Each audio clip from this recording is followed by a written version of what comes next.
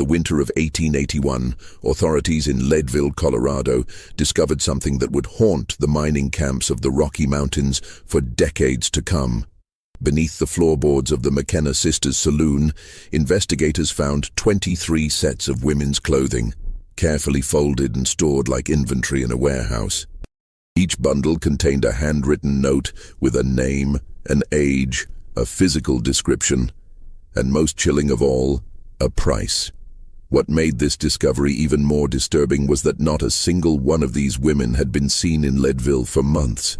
Yet their belongings remained, catalogued with the cold precision of a business ledger tracking livestock sales. The items themselves told stories of interrupted lives. A blue calico dress that still smelled faintly of lavender soap, a pair of worn leather boots with careful repairs that spoke of poverty and pride, a silver locket containing the photograph of an elderly woman who would never know what had happened to her daughter. Among the more heartbreaking discoveries were letters addressed to families back east, never sent, describing hopes for new lives in the West and promises to write again soon with news of success. The McKenna sisters, Catherine and Margaret, had vanished 3 days before the raid, leaving behind only these silent testimonies to crimes that local authorities would spend years trying to fully understand. Their disappearance had been so complete that neighbors claimed they had simply gone to bed one evening as respected business owners and awakened to find their building empty, as if the sisters had been swallowed by the mountain air itself. Before we continue with the story of the McKenna sisters and the dark truth behind their profitable establishment, make sure to subscribe to our channel and let us know in the comments what state or city you're watching from. We love hearing from our community of mystery enthusiasts across the country. Your engagement helps us continue bringing these forgotten stories to light. The investigation that followed would reveal a network of human trafficking that stretched from the Colorado mining camps to the brothels of San Francisco, a conspiracy so methodically organized that it challenged everything the frontier town thought it knew about the two Irish women who had seemed like nothing more than hard-working business owners trying to make their way in the rough world of the American West. What they uncovered would prove that sometimes the most horrifying monsters are the ones who smile at you over a cup of coffee and ask about your family back home.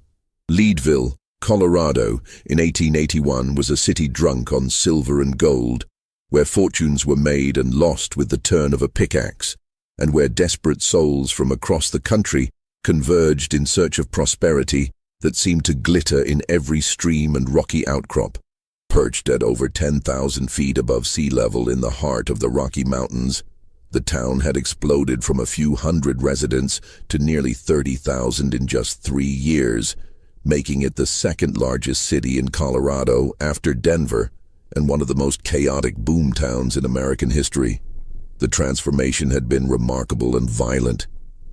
What had once been a quiet valley where Ute Indians hunted elk and gathered medicinal plants had become a maze of wooden buildings, muddy streets, and the constant thunder of mining equipment. The Matchless Mine, the Little Pittsburgh, and dozens of other claims were pulling millions of dollars worth of silver ore from the mountains, creating instant millionaires and attracting every type of fortune seeker imaginable.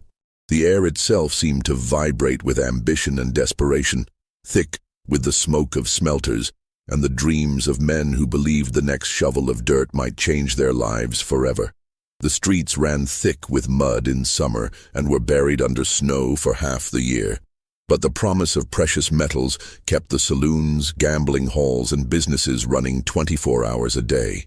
Harrison Avenue, the town's main thoroughfare, was lined with establishments that catered to every human need and vice. The Tabor Opera House, where famous performers came to entertain the newly wealthy gambling parlors where fortunes changed hands over poker games that lasted for days, and dozens of saloons where miners spent their earnings as fast as they could dig them from the ground. The boom had attracted every type of person imaginable. Seasoned miners with calloused hands and silver dust permanently embedded in their hair. Eastern businessmen in expensive suits trying to stake claims through legal manipulation rather than physical labor. dance hall girls looking for work in establishments that promised better pay than factory jobs back east, con artists running elaborate schemes that separated fools from their money, and families hoping to build new lives in the thin mountain air where anything seemed possible. Among this chaotic mix were Catherine and Margaret McKenna, two sisters in their late 20s who had arrived from Boston in the spring of 1879 with little more than their life savings sewn into their dresses and a determination to establish themselves in the growing town. Their arrival had been noted by several residents, not because there was anything particularly unusual about two women traveling together, but because they seemed so remarkably composed and confident in a place that intimidated even experienced frontiersmen. Catherine, the elder of the two at 31, was a striking woman with auburn hair that caught fire in lamplight and green eyes that seemed to hold both warmth and calculation in equal measure, as if she was always thinking 3 steps ahead of everyone around her. She stood nearly 6 feet tall, unusual for a woman of that era, and carried herself with a confidence that commanded respect from the rough men who dominated Leadville society. She had a gift for conversation, able to make any patron feel like the most interesting person in the room, whether he was a grizzled prospector who hadn't bathed in months, or a well-dressed merchant who owned half the businesses in town. Catherine's ability to remember personal details was legendary. She could recall the names of a customer's children, ask about a sick relative, or reference a business deal mentioned weeks earlier in casual conversation. This remarkable memory made people feel valued and understood, creating a sense of personal connection that went far beyond the usual relationship between a saloon keeper and her customers. Men who had never felt listened to in their lives found themselves sharing their deepest hopes and fears with Catherine McKenna, never suspecting that every word was being carefully catalogued for potential future use. Margaret, 28 and quieter than her sister, possessed an almost maternal quality that put people at ease in ways that Catherine's intensity could not. She had soft brown hair that she wore in a simple bun, gentle brown eyes, and a voice so soothing that grown men would find themselves relaxing despite the violence and chaos that surrounded them daily. Newcomers to Leadville often remarked how refreshing it was to find such a kind, refined woman in such a rough place, someone who seemed to represent the civilizing influence that families hoped would eventually tame the wild frontier. Where Catherine was the face of their operation, charming customers and gathering information, Margaret was the practical heart. She managed the financial aspects of their business, kept meticulous records, and handled the day-to-day operations that kept their establishment running smoothly. She was also the one who seemed to have an intuitive understanding of people's weaknesses and vulnerabilities, able to identify within minutes of conversation whether someone was truly alone in the world or had family who would come looking if they disappeared. The McKenna sisters' saloon occupied a prime corner lot on Harrison Avenue, in a 2-story wooden building they had purchased and renovated with what they claimed was money saved from years of working in Boston's textile mills. The building itself was remarkable for its construction. Solid timber brought up from Denver, real glass windows instead of the oiled paper that many establishments used, and a foundation of carefully fitted stones that spoke of permanence in a town where most buildings seemed designed to be temporary. The ground floor served as the saloon proper, with a long mahogany bar imported from Denver at considerable expense. Round tables made from local pine but finished with a craftsmanship that rivaled furniture from back east, and a small stage where traveling musicians occasionally performed for audiences that might include millionaire mine owners and penniless prospectors sitting side by side. The walls were decorated with paintings of Irish countryside scenes that Catherine claimed reminded her of their homeland, though no one in Leadville had ever heard the sisters speak with Irish accents. The second floor, the sisters explained to curious neighbors, contained their private living quarters and a few rooms they rented out to respectable working girls who needed temporary lodging while they established themselves in Leadville. This arrangement was presented as a charitable service, helping decent young women avoid the dangerous and disreputable boarding houses that catered to prostitutes and dance hall girls. The sisters charged modest rents and insisted on references and evidence of moral character, creating the impression that they were running a kind of sanctuary for virtuous women in a town where virtue was often seen as a luxury few could afford. What set the McKenna establishment apart from the dozens of other saloons in Leadville wasn't just the quality of their whiskey or the cleanliness of their glasses. Though both were noted by customers who had grown accustomed to establishments where the floors were sticky with spilled drinks and tobacco juice. It was their reputation for helping young women find employment that made them unique in a community where female newcomers were usually viewed with suspicion or seen only as potential sources of entertainment. Word had spread throughout the mining camps and neighboring towns that the McKenna sisters were different from other saloon owners. They were known to offer jobs to women who had fallen on hard times, providing room and board while these women learned to serve drinks, keep books, or handle other aspects of running a business. Local church leaders praised them as an example of Christian charity in action, and even the town's newspaper, the Leadville Herald-Democrat, had run a favorable article about their civilizing influence on the community, describing them as two angels of mercy in a land that too often knows only the harsh realities of frontier life. The first sign that something was deeply wrong came not from Leadville itself, but from a desperate letter that arrived at the town marshal's office on a frigid morning in November 1880. The envelope was water-stained and travel-worn, bearing a San Francisco postmark and addressed in handwriting that trembled with either cold or fear. Inside, Marshal William Duggan found 8 pages of cramped writing that told a story so disturbing he would read it 3 times before believing it was real. The letter was from a young woman named Emma Kowalski, who claimed she had escaped from a brothel in the Barbary Coast district and was trying to find her younger sister, Anna.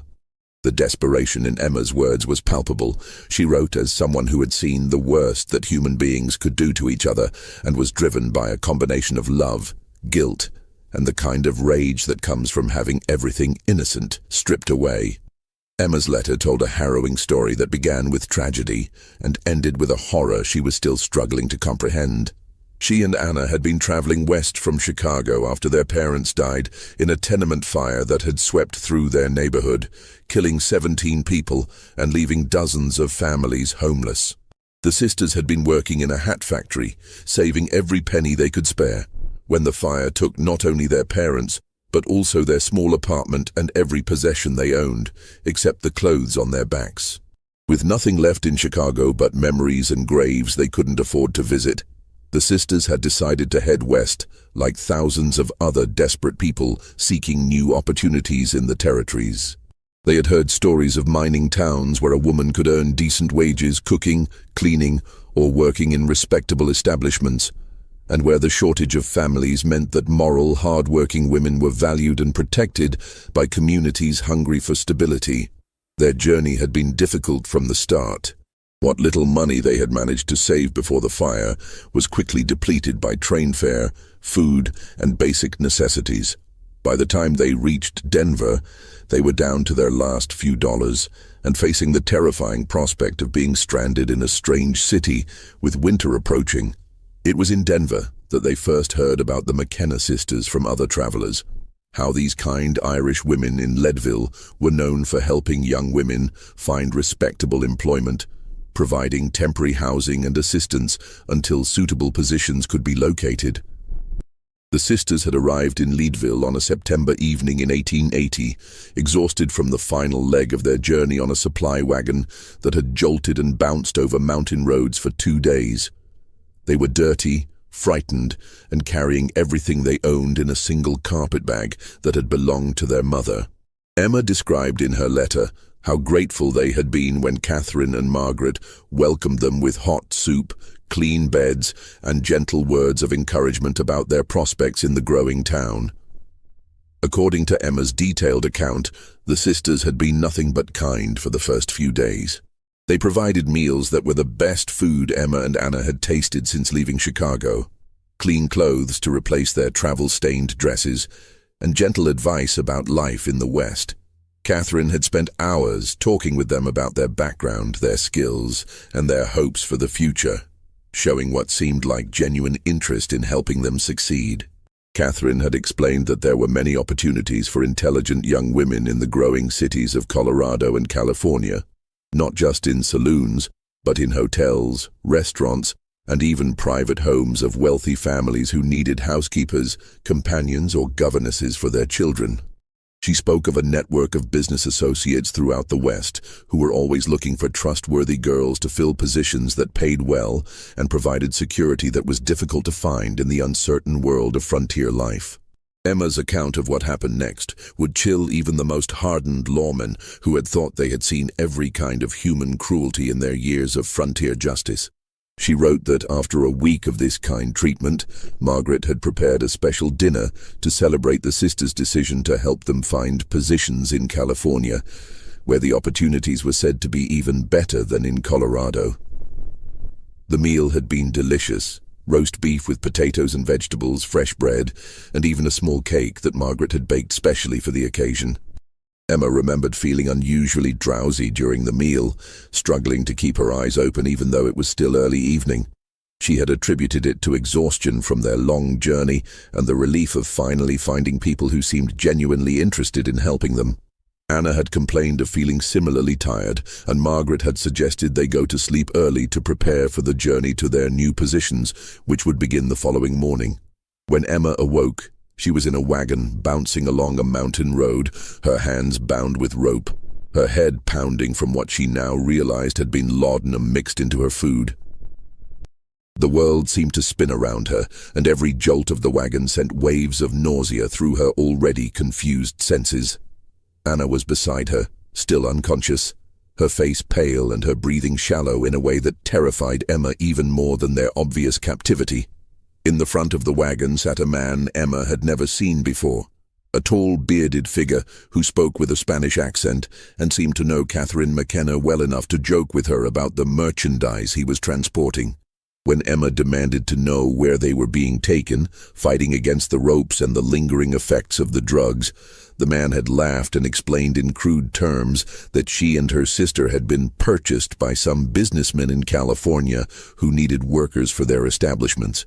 He made it clear that resistance would be met with violence, and that the McKenna sisters had already received their payment for delivering 2 healthy young women to their new employers. The casual way he discussed their fate, as if they were livestock being transported to market, was almost as horrifying as the reality of their situation. Emma realized that to these people, she and Anna were not human beings with hopes and dreams, but simply commodities to be bought and sold like bags of flour or mining equipment. The journey to California had taken weeks, with Emma and Anna moved from wagon to train to ship, always under guard, always drugged when they showed signs of causing trouble or trying to escape. Emma's letter described the horror of realizing that dozens of other girls were being transported along the same route, all of them having trusted the wrong people in their desperate search for a new life in the West. Some had been recruited by the McKenna sisters, others by similar operations in different towns, but all were bound for the same fate: forced prostitution in the brothels and cribs of San Francisco's most dangerous district. The women came from everywhere. Farm girls from Kansas whose families had lost their land to drought, factory workers from eastern cities who had lost their jobs to economic downturns, immigrants who had arrived in America with nothing but hope and had quickly learned that the promised land could be as cruel as the countries they had fled. What they all had in common was desperation, isolation, and the terrible misfortune of trusting people who saw their vulnerability as an opportunity for profit. Emma had managed to escape only after months of captivity when a fire broke out in the building where she was being held, and she had slipped away in the confusion of firefighters and fleeing customers. She had spent weeks hiding in alleys and abandoned buildings, working odd jobs for pennies to earn enough money for passage back east, all the while haunted by the knowledge that Anna was still trapped somewhere in that nightmare world of violence and exploitation. Her letter to the Leadville marshal was a desperate plea. Please investigate the McKenna sisters, find Anna, and prevent other girls from suffering the same fate that had destroyed so many lives and dreams in the name of profit and cruelty. Marshal William Duggan was a veteran lawman who had seen his share of violence and corruption in mining towns throughout Colorado.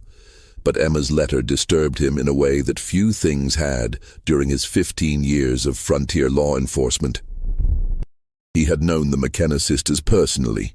Catherine had served him drinks at town meetings, always remembering how he liked his whiskey and asking intelligent questions about local politics. Margaret had always asked after his wife's health with what seemed like genuine concern, and had even sent over a pot of soup when Sarah Duggan had been bedridden with pneumonia the previous winter. The idea that these respectable women could be involved in such a heinous crime seemed almost impossible to believe.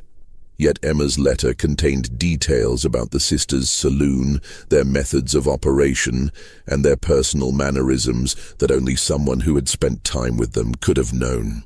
The specific descriptions of the building's interior, the way Catherine tilted her head when she was thinking, Margaret's habit of humming while she worked. These were details that couldn't have been invented or learned secondhand. Duggan decided to begin a quiet investigation, knowing that if he moved too quickly or openly, he might alert the sisters to his suspicions and give them time to cover their tracks or disappear entirely. He started by reviewing the records of young women who had been reported missing in Leadville and the surrounding mining camps over the past year and a half, a task that proved more difficult than he had anticipated because record-keeping in frontier towns was often haphazard and incomplete. What he found made his blood run cold and his hands shake as he turned through page after page of missing person reports. At least 15 different families had filed reports about daughters, sisters, or wives who had disappeared without explanation. The reports painted a consistent pattern.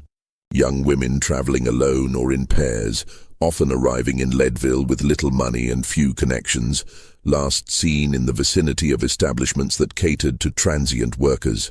In most cases, the women had last been seen near the McKenna sisters' saloon, often having mentioned to friends or family that they were hoping to find work there or had heard good things about the sisters' willingness to help women in difficult circumstances. What made the pattern even more disturbing was that these disappearances had been spread out over time and had involved women from different backgrounds and circumstances, making it less likely that anyone would notice the connections between cases. Margaret O'Brien, 18 years old, had arrived from Ireland with her cousin in March 1880. The cousin had found work at a boarding house, but Margaret had been told by several people that the McKenna sisters might be able to help her find something more suitable for a girl of her education and refinement. She had been seen entering the McKenna saloon on a Tuesday afternoon and had never emerged. When her cousin inquired the next day, Catherine McKenna had claimed that Margaret had decided to travel to Denver immediately to take a position with a wealthy family, and had left word that she would write once she was settled. Sarah Jenkins, 22, had been traveling with her husband to California when he had been killed in a mining accident near Fairplay. Stranded without money or connections, she had come to Leadville hoping to earn enough to continue her journey west. Multiple witnesses had seen her talking with Margaret McKenna about employment opportunities, and she had been excited about the possibility of work in San Francisco. She had disappeared on the same night she was supposed to meet with someone about a position, taking her few belongings, but leaving behind a letter she had been writing to her sister back in Ohio. The pattern repeated itself again and again. Women in desperate circumstances, attracted by the McKenna sisters' reputation for helping their own gender, disappearing after expressing optimism about employment opportunities that seemed too good to be true. In several cases, the missing women had left behind personal items or unfinished letters that suggested they had expected to return, evidence that their departures had not been voluntary or planned. Local business owners, when questioned discreetly, began to share observations that had seemed innocent at the time but now took on darker implications. Thomas Brennan, who operated a general store near the McKenna Saloon, recalled seeing young women arrive at the sisters' establishment with small traveling bags, clearly intending to stay temporarily. But he had never seen these same women leave during his normal business hours. When he had asked Catherine about this once, she had explained that many of the girls found work quickly and moved on to other towns before he had a chance to notice their departure, often leaving very early in the morning to catch transportation. Sarah Fleming, who ran a boarding house for respectable women, remembered several instances when desperate young women had come to her seeking lodging, only to be turned away because they couldn't afford her rates or couldn't provide the references she required. She had directed them to the McKenna sisters, thinking she was doing them a kindness by connecting them with people who had a reputation for charitable work. "I thought those women were angels," she told Marshall Duggan years later, her voice breaking with guilt and regret. "I was sending those poor girls straight to hell, and I had no idea what I was doing." Dr. William Patterson, who served as the town's primary physician, recalled being asked to examine several young women who were staying with the McKenna sisters, always for minor ailments that seemed to require his discretion more than his medical expertise. The sisters had always been present during these examinations, and the women themselves had seemed unusually quiet and subdued, answering questions with single words and avoiding eye contact. At the time, he had attributed this behavior to shyness or embarrassment. But looking back, he wondered if the women had been drugged or threatened into compliance. The breakthrough in Marshall Duggan's investigation came from an unexpected source. Dr. Helena Morrison, one of the few female physicians in Colorado, and a woman who had been quietly documenting suspicious activities in Leadville for months. Dr. Morrison had completed her medical training at the Women's Medical College of Pennsylvania, overcoming enormous obstacles to obtain an education that most people believed was unsuitable for women. And she had come to Colorado specifically because she believed frontier communities needed physicians who understood the unique challenges faced by women in the West. Dr. Morrison had established her practice in a small office above Murphy's General Store in early 1880 and had quickly gained the trust of local women who appreciated having someone who understood their medical needs without judgment or embarrassment. She had treated everything from difficult pregnancies to injuries sustained in domestic violence, always maintaining strict confidentiality while building a detailed understanding of the various dangers that women faced in mining communities. In her private journals, which she kept locked in a safe and would later share with authorities, Dr. Morrison had documented several disturbing cases that had left her increasingly concerned about activities in Leadville. Her medical training had taught her to observe symptoms carefully and to look for patterns that might indicate broader health threats to the community, and what she was seeing suggested something far more sinister than the individual tragedies she had initially assumed she was treating. In October 1880, she had treated a young woman named Clara Hoffman, who had stumbled into her office in a state of severe disorientation, barely able to walk straight and speaking in slurred, confused sentences. Clara's symptoms, dilated pupils, slurred speech, profound confusion, and what appeared to be partial memory loss, were consistent with opium or laudanum intoxication. But the girl insisted she had consumed nothing stronger than beer at the McKenna Saloon the previous evening. Clara's story was troubling and filled with gaps that seemed to disturb her as much as they concerned Dr. Morrison. She had arrived in Leadville from Kansas 3 weeks earlier, hoping to find work as a seamstress or housekeeper after her family had lost their farm to drought and debt. Catherine McKenna had befriended her on her second day in town, offering sympathy for her situation and practical advice about finding employment in a community where single women were often viewed with suspicion. The friendship had seemed genuine and beneficial to Clara, who had been struggling with loneliness and fear in a strange place where she knew no one and had very little money. Catherine had offered her a temporary room above the saloon while she searched for permanent employment, charging only a minimal amount for rent and providing meals that were far better than anything Clara could have afforded on her own. On her third night there, Margaret had invited her to join the sisters for a special dinner, claiming they wanted to celebrate Clara's decision to stay in Leadville and make it her permanent home. Clara remembered the meal being delicious and the conversation pleasant, with both sisters sharing stories about their own experiences as women making their way in the world without male protection. She recalled feeling unusually sleepy after dessert and had excused herself to go to her room early, attributing her fatigue to the stress of adjusting to mountain altitude and her uncertain situation. Clara's next clear memory was waking up 12 hours later feeling violently ill, with a headache so severe she could barely open her eyes and nausea that made it impossible to keep down even water. What made the situation even more disturbing was that she seemed to have lost an entire day of her life. She had vague, dream-like memories of being moved and handled, of voices speaking around her, but nothing that made coherent sense or formed a complete narrative. When she had awakened, Clara found that her personal belongings were gone. Not just her small amount of money, but her clothes, letters from family members, and even a small Bible that had belonged to her mother and was her most treasured possession. When she asked Margaret about the missing items, she was told that Clara had been talking in her sleep about leaving town immediately and had apparently packed her bags during the night while in some kind of sleepwalking episode. Margaret suggested that Clara might have been experiencing a kind of nervous breakdown due to stress and exhaustion, a condition she claimed to have seen in other young women struggling to adapt to life in the harsh mountain environment. Dr.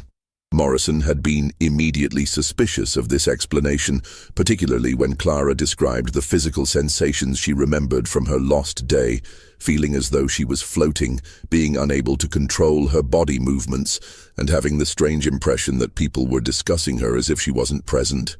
These were classic symptoms of laudanum intoxication, and the physician had seen similar presentations in patients who had been dosed without their knowledge, often as a prelude to robbery or sexual assault. She had urged Clara to report the incident to Marshal Duggan, but Clara had been reluctant to accuse the McKenna sisters without concrete proof of wrongdoing, especially when they had a reputation for helping women, and she herself was still dependent on community goodwill to survive in Leadville. The fear of being branded a troublemaker or a liar was often enough to keep victims silent, particularly women who already occupied a precarious position in frontier society. 2 weeks later, Dr. Morrison encountered another case that was so similar it could not be dismissed as coincidence. Rebecca Tanner, a 19-year-old from Illinois, had been brought to her office by a concerned friend who had found her wandering the streets of Leadville at dawn, wearing only her nightgown and shoes, confused and unable to remember how she had gotten there or where she had spent the night. Rebecca's last clear memory was of having dinner with the McKenna sisters, who had promised to introduce her to a family in Denver that needed a governess for their children. The position sounded perfect for Rebecca, who had completed 2 years of education at a seminary school before her family's financial situation had forced her to seek employment. She had been excited about the opportunity and grateful to the sisters for thinking of her when they heard about the opening. Dr. Morrison's examination revealed the same symptoms she had seen in Clara: evidence of laudanum intoxication, confusion about recent events, and a profound sense that something terrible had happened to her, even though she couldn't remember what. Unlike Clara, however, Rebecca had awakened in a strange room that wasn't part of the McKenna Saloon, with bruises on her wrists and ankles that suggested she had been restrained, and marks on her arms that looked like rope burns. Most disturbing of all, Rebecca had only managed to escape when she had awakened briefly during what appeared to be transportation. She remembered being in the back of a covered wagon with several other people, feeling sick and disoriented, but aware enough to realize she was in danger. When the wagon had stopped for what seemed like a rest break, she had managed to throw herself out and hide in the woods until her captors gave up searching for her and continued on their way without her. By January 1881, Marshal Duggan had gathered enough evidence to justify a more aggressive investigation. But he faced a significant problem that illustrated the complex social dynamics of frontier communities. The McKenna sisters were not just respected members of the community. They had become integral to Leadville's vision of itself as a civilized place where decent people could build better lives than what they had left behind in the East. Catherine had cultivated relationships with several prominent businessmen in Leadville, including Horace Tabor himself, the silver magnate whose wealth and influence dominated much of Colorado's political and economic landscape. She had impressed these men with her intelligence and business acumen, and they often cited the McKenna sisters as examples of the kind of entrepreneurial spirit that was making the West prosper. Margaret's charitable work with local churches had earned her the support of religious leaders who would be reluctant to believe accusations against a woman they considered a model of Christian virtue. The sisters had also been careful to establish financial connections that made them valuable to other business owners. They purchased supplies from local merchants, hired local workers for construction and maintenance projects, and had even provided loans to struggling business owners during difficult periods. Their saloon generated tax revenue for the town and provided employment for several people, making them economically important to a community that was always concerned about maintaining its growth and prosperity. Duggan knew that if he moved against the sisters without overwhelming evidence, they could easily claim persecution and rally community support to their cause. Influential people would question his motives, suggest that he was targeting successful women out of jealousy or prejudice, and demand proof that went far beyond what was normally required for criminal investigations involving men. The standards of evidence were always higher when accusations were made against people who had established reputations and social connections. He also suspected that if they sensed they were under investigation, they would simply disappear, taking their secrets with them and leaving their victims without justice. The West was vast, and transportation was improving rapidly, making it easy for people to reinvent themselves in new communities where their pasts would never be discovered. The marshal needed to catch them in the act, but doing so required patience and careful planning that felt like torture when he thought about other potential victims who might be suffering while he gathered evidence. The breakthrough came from a source that no one could have predicted. Anna Kowalski, Emma's sister, who had managed to escape from captivity in San Francisco and had made her way back to Colorado, seeking the kind of justice that the legal system seemed unable or unwilling to provide. Anna's journey back to Leadville was a harrowing story in itself that demonstrated the incredible determination and strength that some people discover when pushed beyond what should be the limits of human endurance. Anna had endured months of forced prostitution in a Barbary Coast brothel, a nightmare world where violence was routine and escape seemed impossible.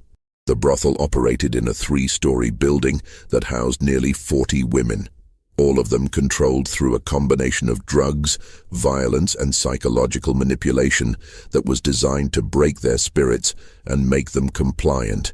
The women were kept in debt bondage, told that they owed enormous sums for their transportation, room and board, and that they would never be allowed to leave until these debts were paid off, which, through creative accounting, never happened.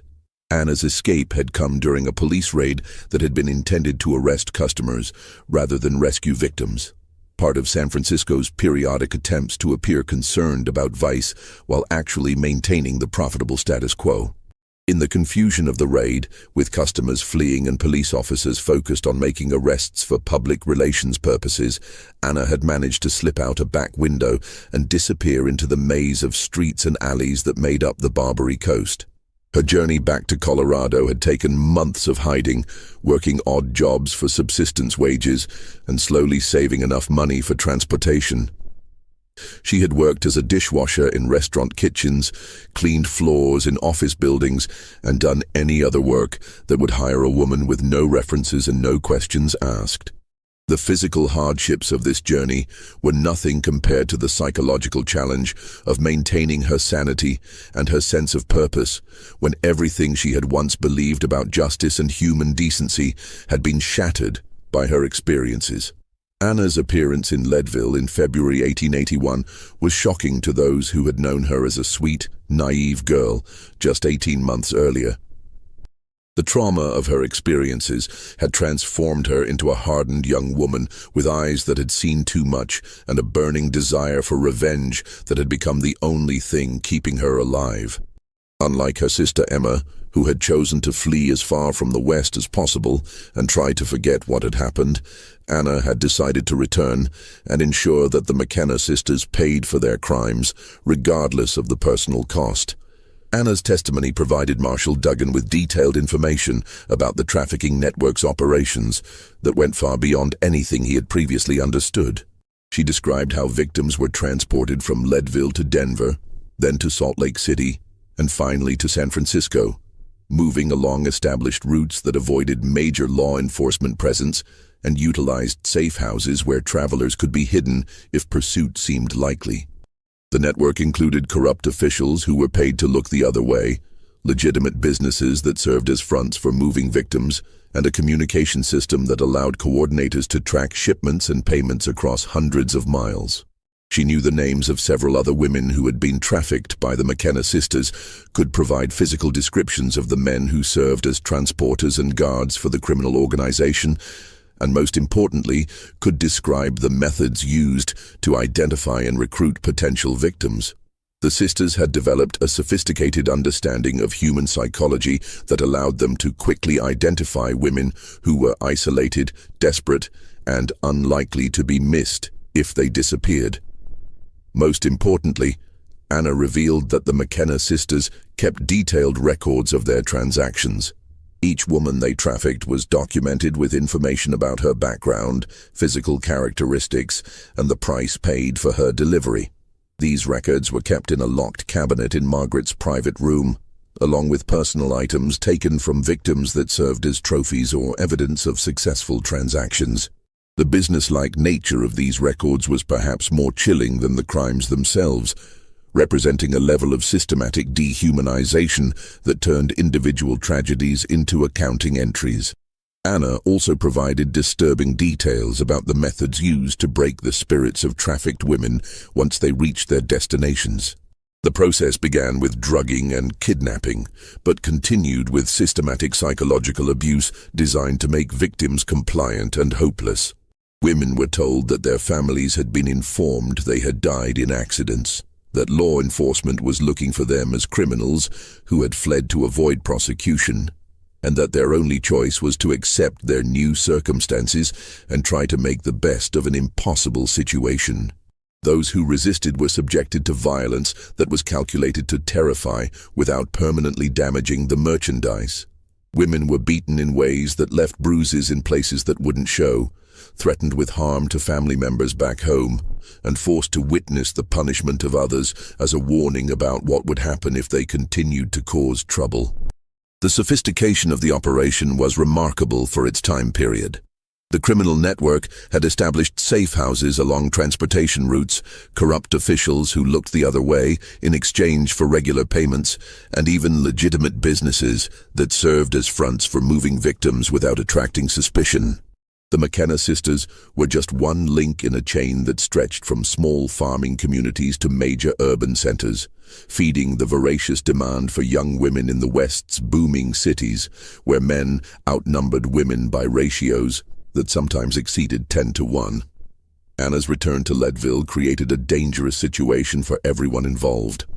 She was determined to confront the McKenna sisters directly, believing that public exposure would be more satisfying than quiet legal proceedings that might be influenced by the sisters' social connections and financial resources. Marshal Duggan was equally determined to prevent Anna from taking matters into her own hands, both because he wanted to gather more evidence and because he feared Anna might be walking into a trap that could cost her life. If the McKenna sisters realized their former victim had returned to town, they might take drastic action to protect themselves, either by eliminating Anna as a witness or by accelerating their own plans to disappear before they could be arrested. The marshal found himself walking a tightrope between justice and vengeance, trying to build a legal case while preventing a young woman who had already suffered too much from destroying herself in pursuit of revenge. Just when we thought we'd uncovered the full extent of the McKenna sisters' crimes, Anna's return brought new revelations that would shock even the most hardened investigators.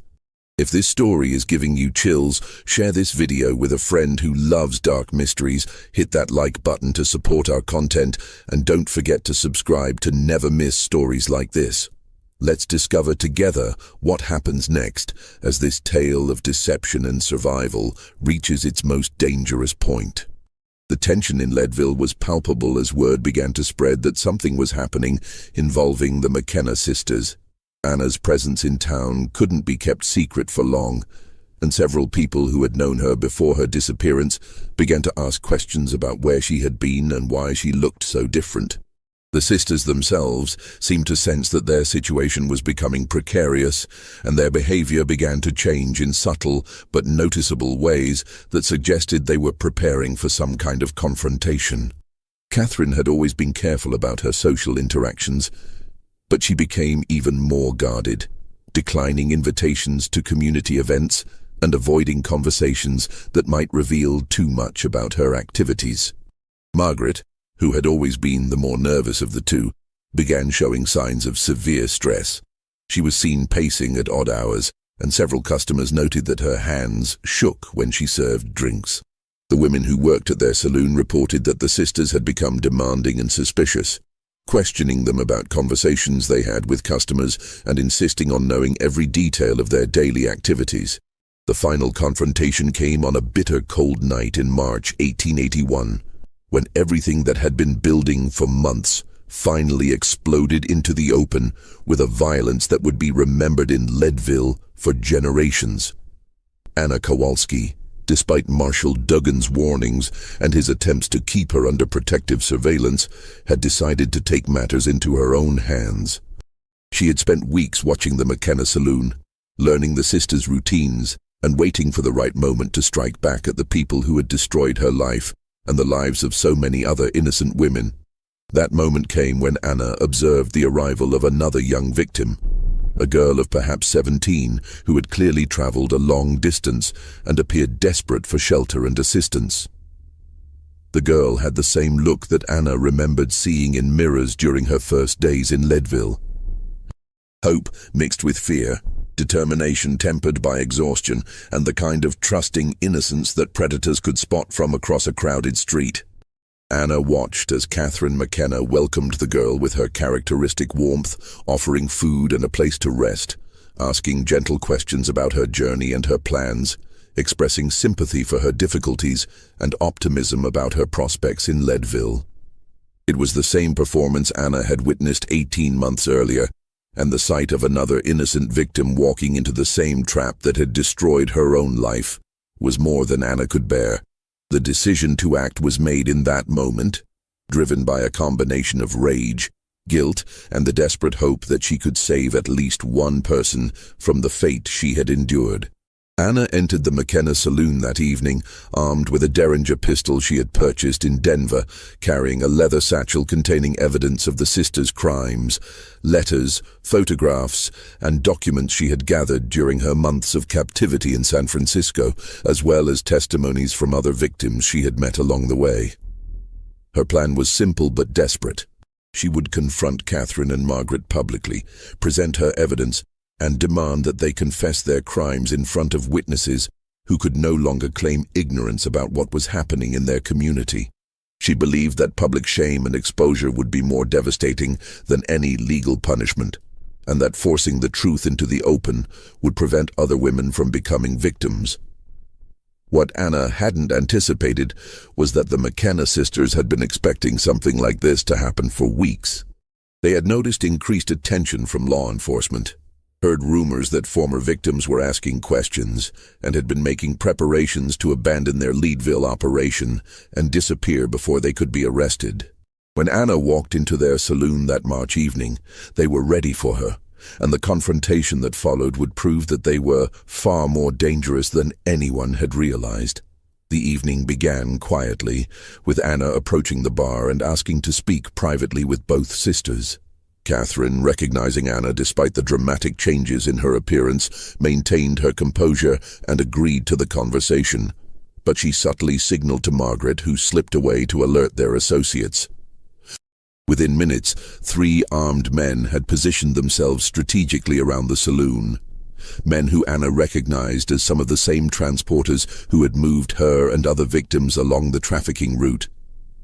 Anna's accusations were devastating and specific, delivered with a cold fury that silenced the normal evening chatter of the saloon's customers. She named dates, described transportation routes, and provided details about the criminal network that only someone with inside knowledge could have known. She spoke about the other women she had known in San Francisco who had been trafficked by the McKenna sisters, some of whom had died from violence or disease in the brothels, others who had simply disappeared when they became too sick or troublesome to be profitable. She demanded that Catherine and Margaret acknowledge their crimes and surrender themselves to authorities. But more than that, she wanted them to explain how they had been able to live with themselves, how they had been able to smile and offer comfort to desperate women while planning their destruction. The psychological cruelty of the deception seemed to disturb Anna even more than the physical violence that had followed. Catherine's response revealed the cold calculation that had always lurked beneath her charming exterior, but also the arrogance of someone who had operated without consequences for too long. She denied nothing, but instead of showing remorse, she expressed a kind of twisted admiration for Anna's survival and return to Leadville. She explained that the trafficking operation had been nothing personal, simply a business opportunity that had proven profitable in a frontier economy where demand for certain services far exceeded supply. Young women were a commodity, she argued, and she and Margaret had simply been efficient in moving that commodity to where it was in highest demand. She spoke about their victims with the same casual indifference that a cattle trader might use to describe livestock, reducing human lives to market transactions that required no more moral consideration than any other business dealing. The conversation was interrupted by the arrival of Marshal Duggan and his deputies, who had been monitoring the saloon and had seen the armed men entering the building. The marshal had realized that Anna was planning something dangerous and had positioned his men nearby, hoping to prevent violence while still allowing her confrontation with the sisters to proceed. What followed was a chaotic gunfight that lasted only minutes but seemed to stretch on forever in the confined space of the saloon. Two of the sisters' associates were killed in the initial exchange of gunfire, their bodies falling behind overturned tables where they had taken cover. Anna was seriously wounded when one of the men shot her in the shoulder before being cut down by Deputy Marshal James Crawford, who had been positioned near the saloon's rear entrance. In the confusion of smoke, gunfire, and screaming customers, Margaret McKenna was shot and killed by Deputy Thomas Riley, who mistook her for one of the armed criminals when she reached for what appeared to be a weapon, but was actually the key to the cabinet where the sisters kept their records. Catherine McKenna managed to escape through a rear exit during the chaos, disappearing into the network of alleys and back streets that she had clearly mapped out for just such an emergency. Despite immediate pursuit by law enforcement and a town-wide search that continued for days, she seemed to vanish completely into the vast wilderness of the American West, taking with her the secrets that might have led to the arrest of other members of the trafficking network. The search for Catherine McKenna lasted for weeks, with law enforcement agencies throughout Colorado and neighboring states joining the effort. Wanted posters were distributed from Denver to San Francisco, offering substantial rewards for information leading to her capture. She had clearly had escape plans prepared well in advance, with money hidden in various locations and safe houses established along potential flight routes. Some witnesses claimed to have seen her in Denver, others in Salt Lake City. But none of these sightings could be confirmed, and Catherine McKenna effectively disappeared from recorded history. The investigation of the McKenna Saloon yielded evidence that exceeded even Marshal Duggan's worst expectations and provided a glimpse into criminal enterprise that was far more sophisticated than anyone had imagined. Hidden beneath the floorboards were not only the clothing and personal effects of trafficked women, but also detailed business records, correspondence with criminal associates throughout the West, and maps showing transportation routes that connected dozens of communities across multiple states and territories. The documents revealed that the McKenna operation had trafficked at least 47 young women over a period of 2 years, generating profits that exceeded $15,000, an enormous sum for the time period that represented more money than most legitimate businesses in Leadville earned in several years of operation. The records showed payments to corrupt officials, expenses for transportation and safe houses, and even what appeared to be insurance payments to compensate for merchandise that was damaged or lost during transport. Perhaps most disturbing of all was the discovery of a collection of photographs that Margaret McKenna had apparently taken of their victims. These images, found in her private room along with detailed written descriptions, showed dozens of young women in various states of unconsciousness or distress, apparently documenting the sisters' success in capturing and subduing their targets. The photographs served no practical business purpose. They appeared to be trophies that Margaret had kept for her own psychological satisfaction, evidence of a level of cruelty that went beyond simple criminal profit. The aftermath of the McKenna case sent shockwaves through Leadville and the broader Colorado Territory, forcing communities throughout the region to confront uncomfortable questions about how well they really knew their neighbors and how easily evil could disguise itself behind a facade of respectability. The investigation revealed that the sisters' criminal network had extended far beyond what anyone had imagined, with connections to similar operations in at least 6 other states and territories. Federal authorities became involved, leading to arrests in Denver, Salt Lake City, and San Francisco that ultimately dismantled much of the trafficking network that had been operating throughout the West. The investigation revealed a level of criminal organization that challenged assumptions about frontier lawlessness. Rather than random violence and individual crimes, the McKenna case exposed sophisticated criminal enterprises that operated across state lines with the efficiency of legitimate businesses. Anna Kowalski survived her wounds, but was forever changed by her experiences and her quest for justice. The confrontation with the McKenna sisters had given her a sense of closure, but it had also cost her physically and emotionally in ways that would affect her for the rest of her life. She became one of the first advocates for legislation to combat human trafficking, testifying before territorial and federal lawmakers about the need for stronger penalties and better protection for victims. Her testimony helped lead to new laws that increased penalties for kidnapping and made it easier for law enforcement agencies to cooperate across state lines in pursuing traffickers. Anna's courage in speaking publicly about her experiences, despite the social stigma that still attached to victims of sexual violence, helped other survivors find their voices and seek justice for crimes that had previously been ignored or dismissed by authorities. Dr.